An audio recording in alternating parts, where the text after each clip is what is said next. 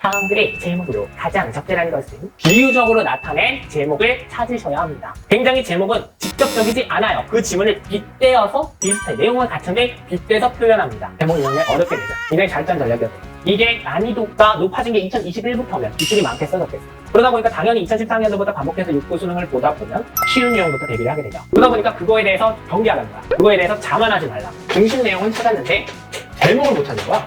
제목을 한 번 더 이렇게 따라오잖아. 이럴 때는 어떻게 하는 게 좋냐? 어떤 내용이 담겨 있을까? 이런 거를 너희들이 속으로 싱킹을 해보는 거야. 첫 번째, 너무 지역적이면 정답이 아니죠. 그리고 두 번째, 너무 포괄적인 경우에도 정답을 인정하기가 힘듭니다. 그리고 아까 주제를 그대로 인용한 게 정답이라고 그랬으면 주제를 그대로 인용 안 하면 오답이겠죠. 그래서 주제는 동일한데 비스무리 아닌 듯 아닌 듯 변형하는 거죠. 주제 제목 배웠으면 제목 쉬워. 마찬가지로 비슷해. 하지만 슬픈 소식이 하나 있어. 미안하지만 주제보다 제목이 좀 어려워지고 있는 추세야. 젠장. 내가 열심히 짜놓은 주제 제목 요지 주장 입에 착 달라붙는 그 용어가 바뀐다고 했어. 제목 주제 요지 주장으로 바뀔 수 있어. 요즘 제목이 그만큼 어려워지고 있거든. 그래서 그 제목에 대해서는 좀 더 주도 면밀하게 분석을 해놨어. 그러니까 유튜브 밑에 더보기 있죠. 더보기. 그 안에 다른 유형에 대해 설명이 조금 더 자세해. 그 자세한 설명 한번 읽어보면서 수업에 임해줬으면 좋겠어. 그 말만 전해주려고 오늘은 촬영했어. 이따 보자.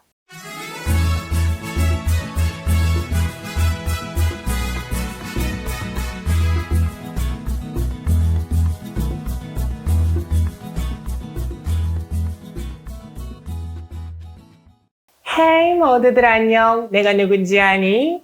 여러분 반갑습니다. 상영에듀의 이상혁 선생님입니다. 오늘은 여러분과 함께 7번째 수능 독해 유형, 바로 제목 유형에 대해서 같이 학습하도록 하겠습니다. 이 유형에 대해서 앞에서도 계속 그 유형들을 할 때마다 언급했죠. 이제 그 유형들을 언급할 일이 없었으면 좋겠습니다. 이 유형이 대입파악의 마지막 유형이거든요. 오케이? 지금부터 함께 보시겠습니다. 자, 먼저 유형 발문 분석 해보도록 할게요. 이 유형은 글의 주제를 굉장히 간결하고 압축적으로 표현한 걸 찾아야 됩니다. 제목은 압축적이고 상징적입니다. 그래서 다양한 형태로 쓰이는데요. 이 영문 제목과 내용 연결해 보는 거야. 지문이 영어로 제시돼요, 제목이. 그렇기 때문에 걔네들하고 연결을 하면서 어떤 게 잘 어울릴까를 찾아야 된다. 오케이? 그래서 글의 중심 내용을 어떻게 표현하냐면 간결하고 명료하게, 그리고 이게 굉장히 중요해요. 여기랑 같은 단어인데요. 바로 비유적. 비유적으로 나타낸 제목을 찾으셔야 합니다. 굉장히 제목은 직접적이지 않아요. 그 지문을 빗대어서 비슷해. 내용은 같은데 빗대서 표현합니다. 반복되는 부분을 통해 중심 소재와 주제를 확인한다. 이게 제목 유형의 풀이법이에요. 반복되는 거에서 중심 소재, 핵심 찾았어. 그 주제에 대해 필자 갖고 있는 생각, 지금 핵심어 의견 찾으라고 여기서 말한 거고요. 압축해서 나타난 선택지를 찾는 거예요. 자, 여기서 중요한 단어 나왔다. 뭐? 얘들아, 뭐가 중요할까? 그렇습니다. 압축이 굉장히 중요합니다. 다른 거 다 날리고 압축 외웁시다. 선택지와 의견 다 배웠는데, 핵심어 의견 다 외웠는데 얘는 뭐예요? 처음 나왔어요. 압축해서 제목은 선지를 구성합니다. 오케이? 그래서 이게 글의 주제와 제목이 동일한 경우도 있는데, 그러다 보니까 때때로는 비유적으로 나타내면 상대적으로 주제랑 안 비슷해 보이죠? 그런 것들도 있어서 이거를 유의해야 된다. 압축이라는 경우 때문에. 오케이? 좋아. 다음, 출제 트렌드, 경향 보도록 하겠습니다. 자, 정답 찾는 게 주제보다 함축적으로 제시돼요. 정답이. 왜? 주제가 비유적이고 굉장히 짧단 말이야. 그렇기 때문에 함축적이고요. 만약에 어려운 소재 나오잖아? 그러면 그 지문의 핵심을 찾아야 제목을 찾을 수 있으므로 마찬가지야. 제목하고 똑같이, 주제하고 똑같이 낮은 정답을 보입니다. 이게 중요. 2021부터 굉장히 어려워지고 있습니다. 그래서 여러분들이 수능에 시험 응시할 때까지는 어려워요. 계속 어려울 유지를 할 겁니다. 왜냐? 가원시 평가원 내부에서 생각보다 이거에 대한 분위기가 좋아요. 잘 낸 거죠? 제목 유형에 어렵게 내자. 굉장히 잘 짠 전략이었대요. 그래서 이게 난이도가 높아진 게 2021부터면 기출이 많게 써졌겠어. 여러분들이 풀 수 있는 기출이 상대적으로 다른 유형에 비해 빈약하겠죠. 그러다 보니까 당연히 2014년도부터 반복해서 6구 수능을 보다 보면 쉬운 유형부터 대비를 하게 되죠. 맞아요? 그러다 보니까 그거에 대해서 경계하라는 거야. 그거에 대해서 자만하지 말라고. 오케이? 이 내용을 담고 있는 겁니다. 오케이? 그리고 뒤에는 대입하항 유형 우리 4번이나 들었습니다. 반복되는 것도 섞어가면서 간간히 들었죠. 그렇기 때문에 그거 열심히 대비하고 독해 유형 공략 몇 문제씩만 풀면 솔직히 2014부터 6, 9 수능인데 하나씩만 3, 8에 24 하루에만 풀어도 20일 안 걸리겠다. 안 그래요? 그러니까 그것만 염두해 주시면 되겠습니다. 오케이? 좋아요. 자, 유형학습 전 길잡이 제목 유형 같은 경우에는 좀 많은데 이 중에서 좀 핵심적인 거 얘는 너희들이 문제를 푸는 데 있어서 제목 유형이 어려워지고 있으므로 도움이 실질적으로 될 방향들, 그러니까 공략 팁들을 문장으로 표현한 것이라고 보면 돼요. 이번 유형학습 전 길잡이는 그렇게 구성을 해 두었습니다. 오케이? 그럼 볼게요. 자, 먼저 첫 번째 도입부에서 화자의 속성, 이거는 화자의 태도 파악하라는 거예요. 그래서 화자의 속성, 즉 범위, 그 글의 범위 또는 범주를 파악하라는 거예요. 얘는 뭐 딱히 중요하지 않고 별표 쳐놓은 것만 준비해서 보세요. 제목 윤제는요, 첫 번째가 굉장히 포괄적인 가능성이 높아요. 포괄적으로 화제의 범위가 굉장히 일반적일 가능성이 높습니다. 이게 뭔 소리겠어요? 자, 일반적 진술, 첫 문장이 일반적이래요. 그러면 두 번째까지 읽어야지 좁혀진다라는 거야. 이걸 경계해야 된다는 것이에요. 무슨 말인지 알겠죠? 너무 일방적이기 때문에 대체로 두 번째 문장까지 읽어야 된다. 역접의 유무 확인 후에 후반으로 가면서 정답을 찾는 거예요. 중간에 역접이 있으면 당연히 내용이 바뀌었구나. 그러니까 처음 보고 후반 보라는 거고, 선택지 영어가 제시되고요. 상대적으로 주제에 비해 굉장히 말했잖아 아까 비유적이고 또 달리 말하면 함축적이에요. 그렇게 제시되는 경우가 많아요. 그러니까 글의 주제 간결하고 압축적으로 표현한 게 정답. 이게 제목이 되는 거예요. 간결하고 압축이라는 거는 글의 주제에서 한 발짝 더 나아간 거지. 그래서 제목, 주제, 요지, 주장으로 바꿔야 된다니까. 주제, 제목, 요지, 주장 아니야. 그 시대는 갔어. 주제가 1등 아니야. 주제가 기본이긴 하지만 이젠 제목이 더 어려워. 난이도 높은 순으로 한다면 내가 보기엔 바꿔야 돼. 앞에서는 항상 주제, 제목이라 했지만 뒤에서는 여긴 제목이니까. 주인공이 제목이잖아. 나도 당연히 대해줘야지 주인공처럼. 바꿔야 된다고 생각합니다. 맨 앞으로 가야 돼. 제일 어려워. 글의 주제 파악하면 제목 쉽게 찾을 수 있어요. 당연하지. 주제에서 제목 가니까. 그래서 어떻게 보면 주제가 맨 앞에 있는 게 맞나? 아닌가? 몰라. 글의 내용을 직접 드러내는 제목 찾아야 됩니다. 주로 있잖아. 제시되는 글감의 소재가 상대적으로 더 광범위해요. 뭐보다? 글의 주제. 계속 주제 유형하고 비교한다. 얘네들이 계속 쌈박질하는 거야. 우리 가원씨가 맨날 쌈박질 붙이는 거야. 주제를 변형했는데 제목이 더 어려워. 제목이 호랑이 새끼인 거지. 이 새끼가 호랑이 새끼를 키웠어. 니를 엿먹으라고. 글의 제목은요, 글의 주제와 난이도 거의 비슷해. 아니면 더 높을 수도 있다. 선지 형태는 좀 차이 있습니다. 글의 주제는 선지 길어요. 근데 글의 제목은 선지 조금 짧습니다. Why? 굉장히 함축적으로 나타낸다 그랬잖아. 여기도 써있지? 함축적으로 나타내서 좀 더 짧아요. 근데 기본적으로 주제 찾고 그 주제 요약하면 함축적인 거고 제목이 되기 때문에 별반 차이는 없습니다. 오케이? 좋아. 자, 그럼 이제 본격적으로 OS 매교풀이 전략 보겠습니다. 여기서 희소식 잠깐 안내하고 가면요. OS 매교풀이 전략이 뒤에 2단계가 여기서 같은 슬라이드에 없죠? 맞아요. 전 중국어 다 이렇게 깔끔합니다. 이렇게 3개 단계밖에 없어요. 와우! 개꿀띠. 짧겠죠? 예. 이렇게 앞에서 다 배웠는데 뭐. 안 그래요?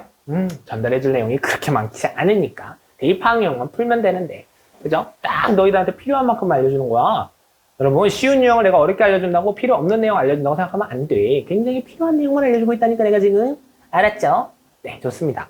자, 그래서 먼저 첫 번째, 선택지에서 지문으로. 얘는 무슨 말일 것 같아요, 여러분?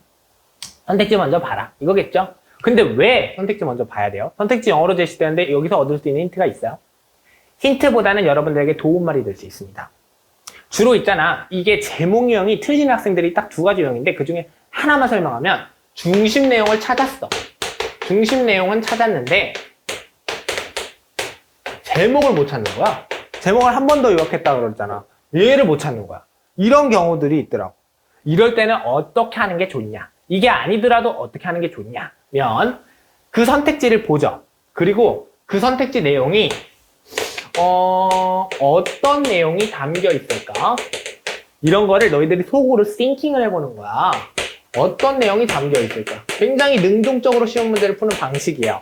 기계적으로 어떻게 풀어야지 외워서 하는 게 아니라 이런 식으로 능동적으로 풀라고 말해주고 있는 겁니다. 어떤 내용이 담겨 있을까? 이거 알면 굉장히 도움이 됩니다. Why? 선택지가 5개가 다 극과 극을 달리는 게 아니거든요. 여러분들 2단계에서 배울 거지만 선택지는요, 굉장히 비슷해요. 어디에 지문에서 얼마나 좁게 봤냐, 얼마나 넓게 봐서 정답이 아니냐, 좁게 봐서 정답이 아니냐, 이런 차이거든요. 그렇기 때문에 그 차이를 좁히려면, 그러니까 선택지를 못 골라서 고민하는 그 정답률을 높이려면 여러분들 이걸 해야 되는 거야. 어떤 내용이 담겨 있을까를 보는 거죠. 그렇게 하고 나서 결과적으로 정답이 2번 아니면 4번이라고 쳐볼게. 이렇게 됐을 때 뭐가 정답일까? 이렇게 고민을 할 이유가 없어져요. 1, 2, 3, 4, 5를 다 독해했으니까. 오히려 지문을 제대로 독해하지 않았어도 4번이 이런 이유 때문에 정답이 아니구나 라는 걸 확실하게 알 수 있어. 애들이 2번, 4번 고민한다는 건 가원 씨가 2번, 4번 고민하다가 2번이 정답인데 4번 찍는 친구들을 잡으려는 거죠. 함정에 발 걸려 넘어뜨리겠다는 거잖아. 그러니까 2번, 4번 중에 그래서 찍어서 2번 한 애들은 맞는 거고 4번 한 애들은 틀린 거잖아. 근데 여러분들은 4번이 왜 틀렸는지까지 알 수 있다니까 이렇게 하면. 그러면 얼마나 정확도가 높아지게요?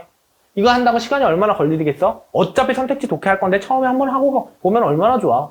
주제보다 선택지 내용 지문이 더 짧다 그랬잖아. 그렇기 때문에 주제는 독해하면 더 헷갈리게만 한다. 하지만 선택지는 제목이 있거든. 포괄적으로 제시하고 요약해서 한 번 더 재구성한 거기 때문에 충분히 힌트가 될 수 있어요. 그래서 여러분들께 보라고 얘기해 주는 겁니다. 아시겠죠? 네, 이해되셨죠? 좋습니다. 그래서 이 선택지에 제시된 제목을 체크해야 됩니다. 2단계로 가서 설명해 줄 건데 2단계는 표가 또 나오는 거 아시죠? 지금 봤죠? 그래서 그 표에 대한 설명할 거라서 2단계 전에 여기서 설명해 줄게. 자, 얘들아, 선택지 그 내용 유튜브 자세히 보기 누르면 나올 텐데 예문이 나올 거예요. 각각의 예문. 어떤 유형의 예문이 나오냐? 먼저 주제가 있을 때 그거에 대해서 제목을 오답을 만들 때 어떻게 만드느냐예요. 제목이 주로 선택지가 어떻게 구성되느냐.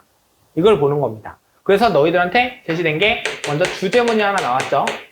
그리고 선지 아니면 내용이 나왔어요. 그래서 올바른 제목과 오답 제목 그 두 개를 보라고 했습니다. 맞죠? 네. 그래서 올바른 제목은 당연히 뭐겠어? 당연히 주제를 그대로 인용하면 올바른 거죠. 내가 말하고 싶은 거는 오답 제목이야.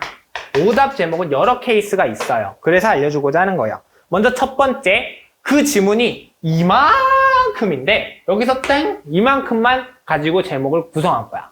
이러면 너무 지엽적이기 때문에 정답이 아니죠.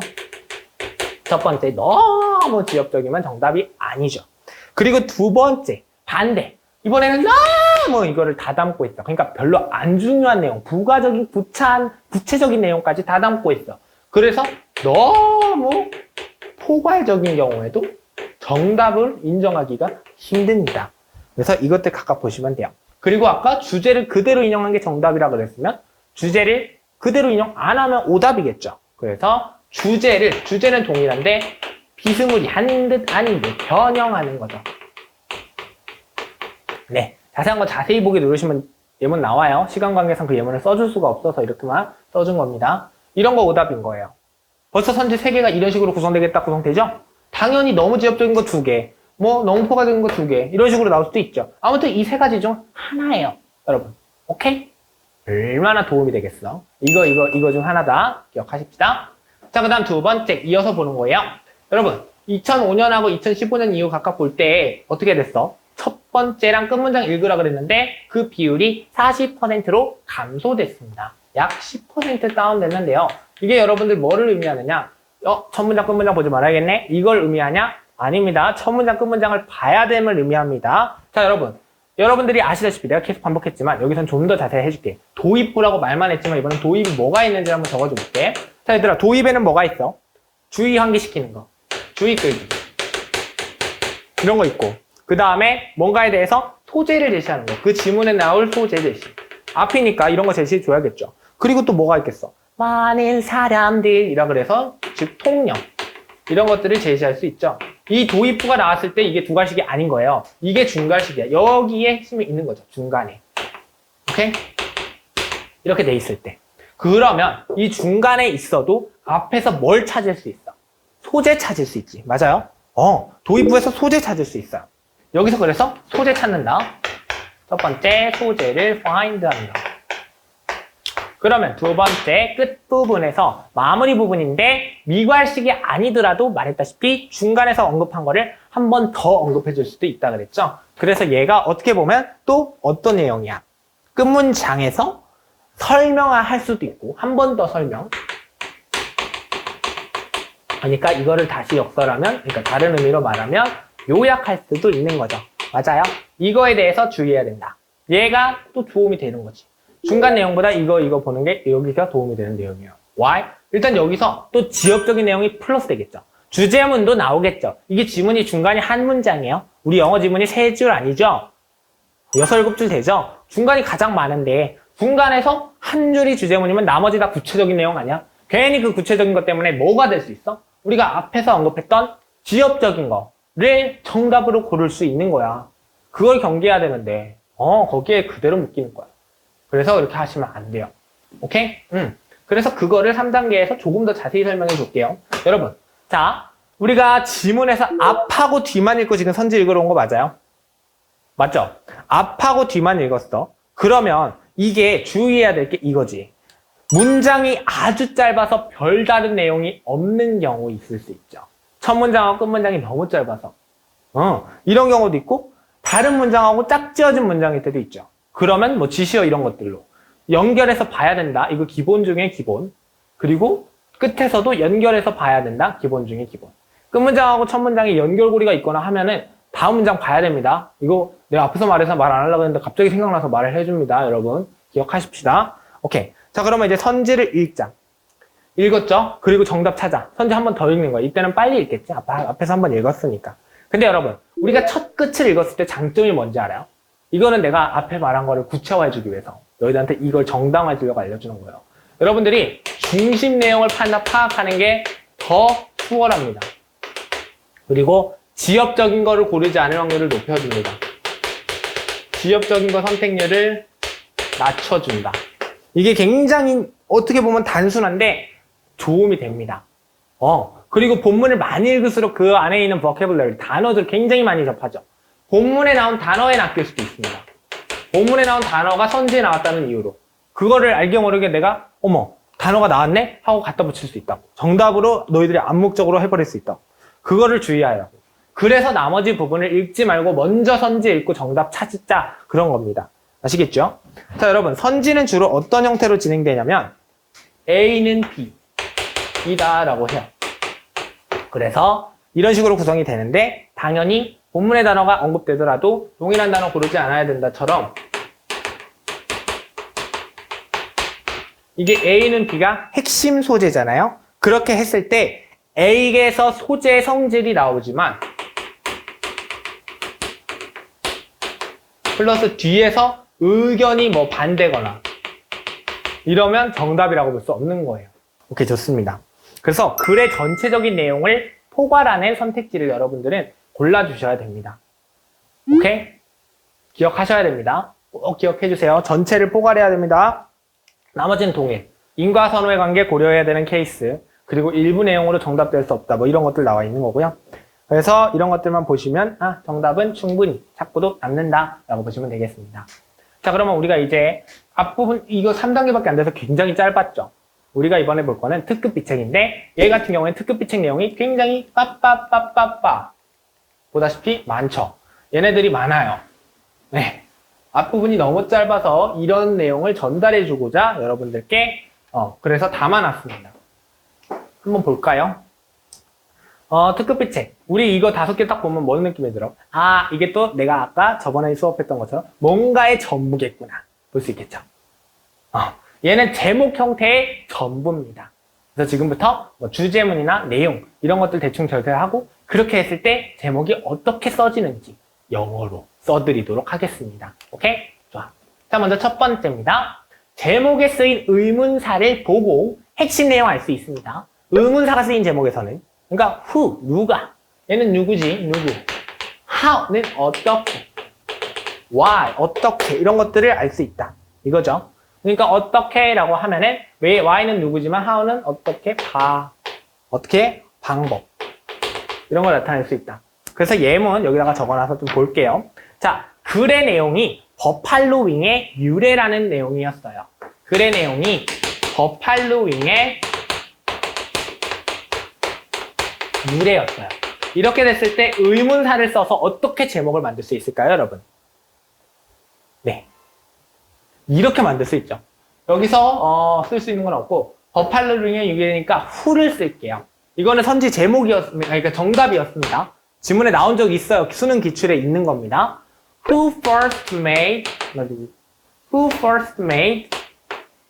buffalo wings? 이런 식으로 나올 수 있겠죠. 누가 버팔로 윙을 만들었는가? 이게 버팔로 윙의 유래랑 뭐가 다르나요? 그죠? 이게 주제면 이게 제목인 거야. 차이점 알겠죠? 네. 첫 번째에서 감 잡았고, 두 번째 감을 잡아봅시다. 이번에는 동격 표현이 쓰인 제목.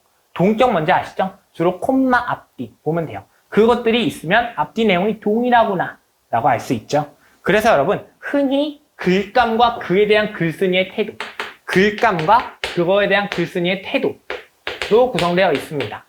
태도는 다른 말로 견해라고도 하죠. 그래서 글감과 태도 견해로 구성되어 있다라고 보시면 됩니다. 그래서 예문을 보면 글의 내용이 번역기는 여러 가지 문제로 완벽하지 않다. 아시죠? 아직 뭐 띵 이런 것들 보면은 완벽하진 않아요. 여러분들 현지 언어처럼 되냐? 아니죠. 그렇지 않아요. 그래서 번역기는 여러 가지 문제로 아직 완전하지 않다. 이런 지문이 있어요. 이런 내용이. 이렇게 됐을 때 딱 동격 표현을 쓰면 어떻게 할 수 있겠어? 앞에다가 딱 번역기 던져놓는 거야. translate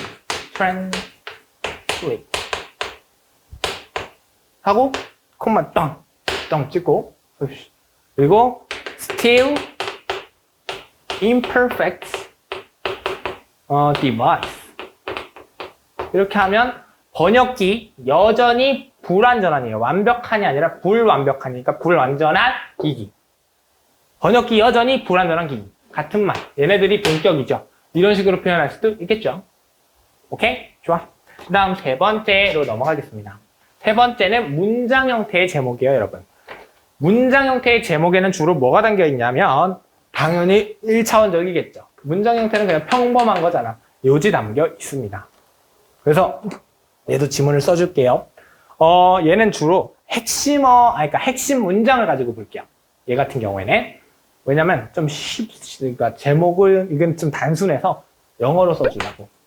Are you still standing? You should start to save. 여전히 소비하고 있나요? 너가? 아직도 그러니까 소비하고 있냐? 너는 시작해야 된다, 저축하는 것을. 그러니까 아직도 소비하고 있나요? 시작하세요, 저축을. 이렇게 보면 되겠죠. 오케이? 그런 식으로 쓸 수 있어. 이게 바로 문장 형태의 제목. 그리고 보면 낭비하지 말라는 거잖아. 요지 담겨 있죠? 이렇게 보면 되고요. 그 다음에 네 번째, 매력적인 제목. 이거는 굉장히 어그로 끌거나 자극적으로 써서 너희들의 관심을 돋구는 거예요. 매력적인 제목은 글의 핵심 내용을 짧은 구나 문장에 담아내면서도 글을 읽고 싶도록 어떻게 하는 거? 매력적인 거 다른 말로 흥미 끌어야죠. interest가 있어야죠. 흥미를 끄는 것이어야 합니다.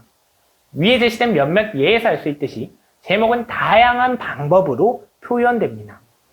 위에서 말한 거 이거예요. 자, 네 번째, 매력적인 제목. 글의 내용이 어떤 내용이었냐면 돌고래가 사람에게 이로운 예. 돌고래가 사람에게 이로운 예랑 그리고 해로운 예를 모두 포함하고 있어요. 잠깐만. 이거 낚일 수 있겠죠? 이로운 것만 담으면 너무 지역적이라 정답이 아니겠죠. 마찬가지로 해로운 것만 담아도 안 되는 거고. 이럴 때 매력적인 제목 어떻게 쓸 수 있을까요, 여러분? 한번 생각해 봅시다. 이렇게 쓸 수 있죠. Or dolphins really our friends? 그럼 과연 진정 돌고래는 우리의 친구일까? 이거는 그럴 수도 있고 아닐 수도 있다는 걸 다 알려주니까 매력적인 제목으로서 적합하죠. 오케이. 마지막 5번째입니다. 5번째는 표현을 달리한 제목. 이거는 글의 요지를 호기심을 유발하거나 또는 표현을 달리한다는 거는 강조를 하는 의미도 있어요. 표현을 거꾸로 한 것도 있잖아요. 강조문이 쓰일 수도 있거든요. 강조하는 방법으로 말바꿈하던가 또는 강조하려면 거꾸로 튀어나올 수 있다 했잖아. 의문문 형태로 바꾸는 거야. 뭐 안 하세요? 이런 식으로 물어보는 거지. 그렇게 생각하면 돼요. 그러면 지문의 핵심어가 이거라고 볼게. Therefore부터 시작합니다. 그러므로 잠깐만 선생님. Therefore 지금 지문 안 봤는데도 therefore 나오면 뒤에서 나온 글의 소결론 아니면 결론이겠구나 알 수 있죠?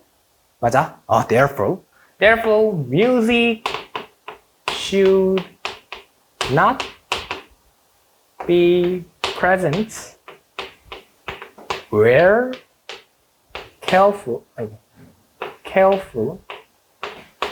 mental work is required. 자, 빨리 써서 글씨 너무 개발해버리다. 내 글씨 좀 마음에 안 든다. 나중에 잘 써줄게요. 선생님, 생각보다 잘 써요, 여러분. 못 쓴다고만 생각하지 마세요. 진짜 빨리 전달하는 유튜브 특성상 이렇게 써지는 거지. 나 진짜, 글씨 진짜, 연습도 할 거고, 더 잘 써줄게요. 내가 왼손 글씨도 쓴다는 거 말 안 해줬죠? 나중에 보여드릴게요.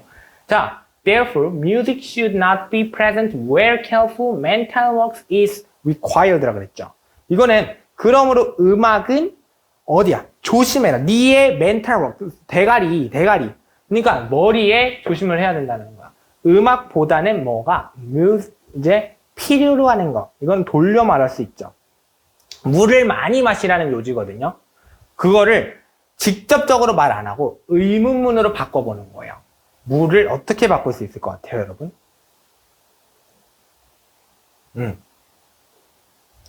Does your brain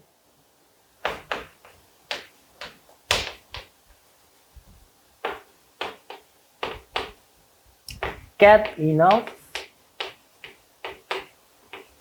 water? 너의 대가리는 충분한 양의 물을 먹고 있나요? 이렇게 담을 수 있겠죠? 맞아요? 오케이. 이렇게만 이해하시면 되겠습니다.